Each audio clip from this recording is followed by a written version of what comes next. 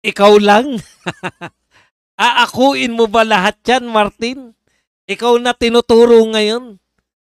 Ah, ano ang gagawin mo? Mananatili kang tahimik, Martin? Masisira na buong pamilya mo, yung buong pagkatao mo? Hindi ka ba mandadamay? Hindi ka ba mag-aalasal, di ko? Sa mga nagsasabi po, alam mo, batang kubaw, huwag kang engot. Chismis ba to? Ibig mo sabihin, walang video ang chismis, ay meron ako nabalitaan, ganito. Oh. Ito po, batay to sa mga panyanyari, tunay na panyanyari. Hindi ba totoo na merong video hindi ba totoo na mayroong video Saldico? May video talaga. O bakit mo sasabihin na chismis kung may video talaga? Hindi niya pala alam ang chismis at ang katotohanan. Yan ang problema. Ano na nga katangian ng adik? Hindi na alam ang katotohanan. Sa guni-guni. Nagsisinungaling ang adik. Ang mga adik, mga sinungaling, natawa ko sa pes mo, sir. Yan, Tatay Badong, mga tolonggis na iho at totoy sila. Turuan mo pumasok sa kwarto, mag-aral ng kasaysayan. Correct. Good morning po, Angela Brian Kamomot, Rizzy Vlogs. Boss Bad, sabi ni Atty. Harold Respicio, wag daw maniwala sa pinalabas ni Saldico kasi meron silang script na idein ang ibang tao. Alam niyo po, tinatanggap po natin marami sa sinabi ni Saldico, no?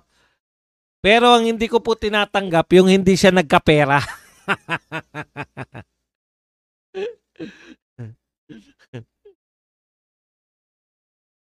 Dotae family, bobo. Kaya pangalan pa lang nila. Kung matalino sila, di pinalitan na nila. Di ba? Pero mo, kapitbahay mo ba yung mga Dotae family? Wala kasi kaming kilalang Dotae family. Kung matalino sila, palitan na nila pangalan nila na ang bantot Dotae. Tatay Badong, sabi na nanay ng tropa ko na wala daw yung ref nila.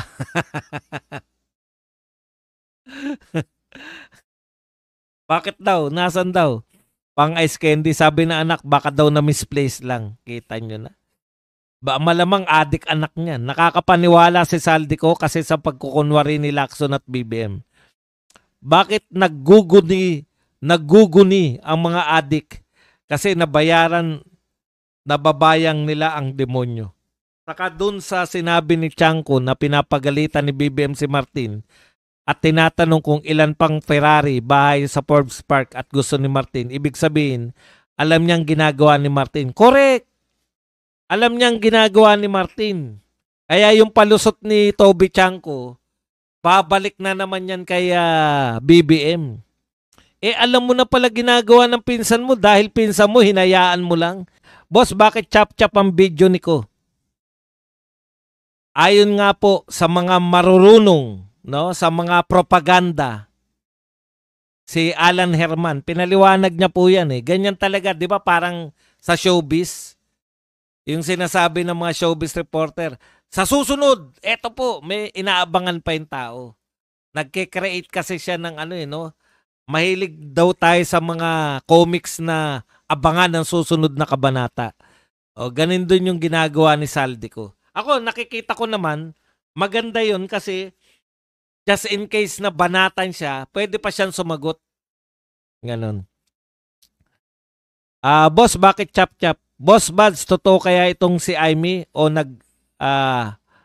papanggap lang? Ano po ba ang hindi totoo sa sinabi ni Amy? Hindi ko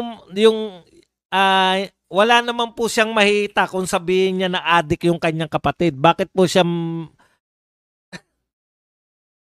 ako po personally, alam niya po yan, kaya nga natin siya sinisingil Alam mo na pala yan Bakit? Bakit ikaw na alam na yan, nanligaw pa kay BP Sara? Malaya ang mga magnanakaw sa gobyerno. Wala palaging alam si PBBM. Correct. Sabi ni Bangag, di niya kapatid si Amy. Sabi ni Amy, kapatid mo ko, hello. Patanayin nyo, di ba? Hindi ko, batang ko ba, kanina pa kita pinagsasabihan. Pang matalino to. Boss Bas, may pag-asa pa ba tayo na kaka-stress yung mga punyetang? May pag-asa pa naman tayo. Matatapos din yan, di ba?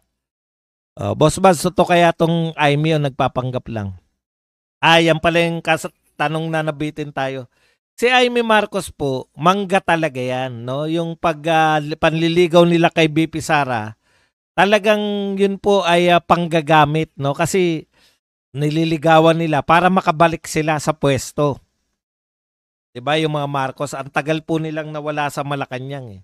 Kaya kahit na alam niya na yung kapatid niya Edictus, nilihim nila kay BP Sara yan. Pwedeng isahan lang ang video ni Saldico, magkaka-information overload po. Mabuti nga pa isa-isa pa, mahimay talaga up to the smallest details. Opo, katulad po niyan kung inisa lang yan, di ba? Kung inisa lang po yung video, hindi po maha-highlight ngayon si Sandro Marcos. Maganda po yun eh. Yung una, yung maleta lang. Nag-i-establish siya ng katotohanan. Tatay Badong, anong utak ng Class F na troll? Ayan, patunayan ko daw yung kasalanan ni BBM. Opo, tunay na buko po. Bumibili po ako 50 pesos. Yung ipapataga mo.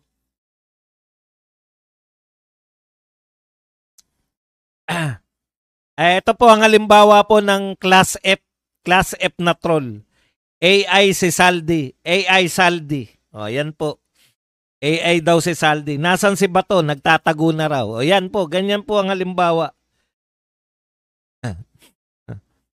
Baka ang kapatid ni BBM engot si Francis Leo Marcos. Sek Aramina magdamagan. Panay tokis sila, lalo sila nadidiin sa sarili ng bibig. Gusto po kasi nilang iligtas si BBM eh. Di ba? Kaya lang yung pagliligtas po nila kay BBM, mas lalo po sa tingin ko napapasama si BBM eh. 'Di ba? Anong uri ng presidente na papaikot na Yusek, 'di ba? Anong uri ng presidente yung pinirmahan mo, yung pinaikot ka lang pala ng mga Yusek diyan eh. Insertion lang pala ng mga Yusek yan eh. Ang kumita lang pala mga Yusek eh, pumirma ka. 'Di ba? Saan kayo nakakita?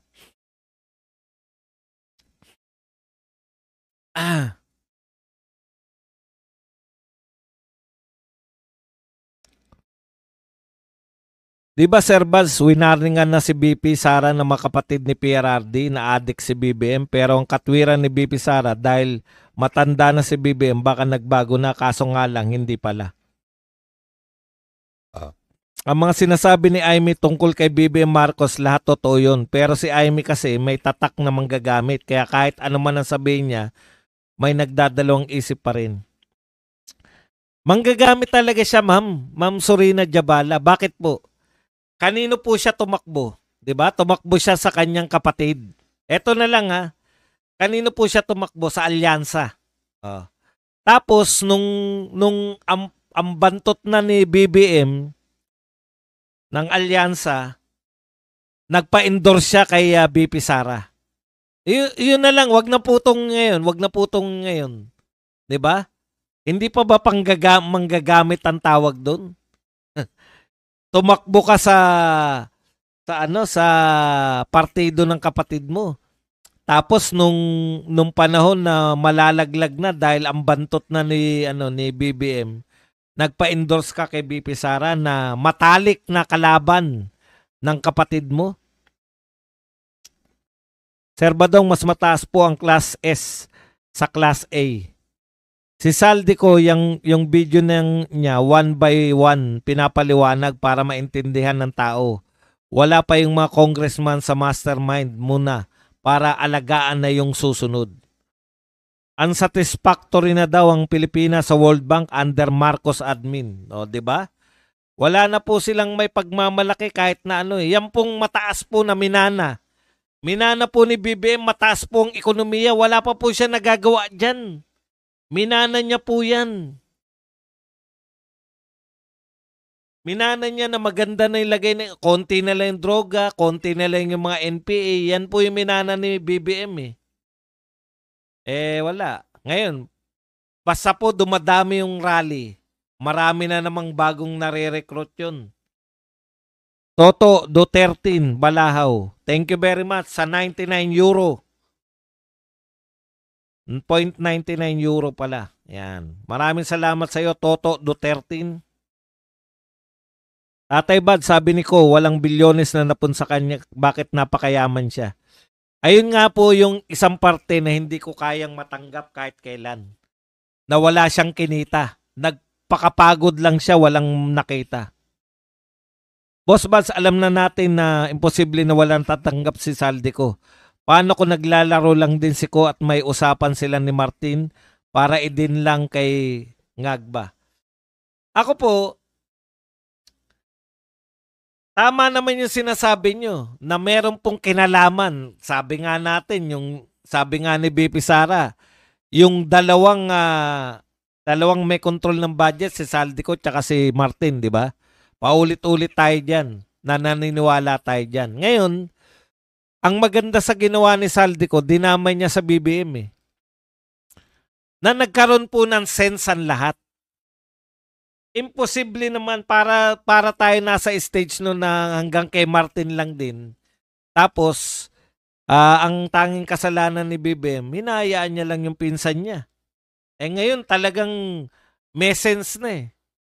May sense na po na talagang siya po ay kung kasama siya ron sa mga kumikita, talagang gagawin po nila yung insertion. Tapos pinirmahan niya yung insertion. Di ba? Sabi nga ni BP Sara, impeachable offense yun. Yung pinaka-corrupt na budget ay pinirmahan mo.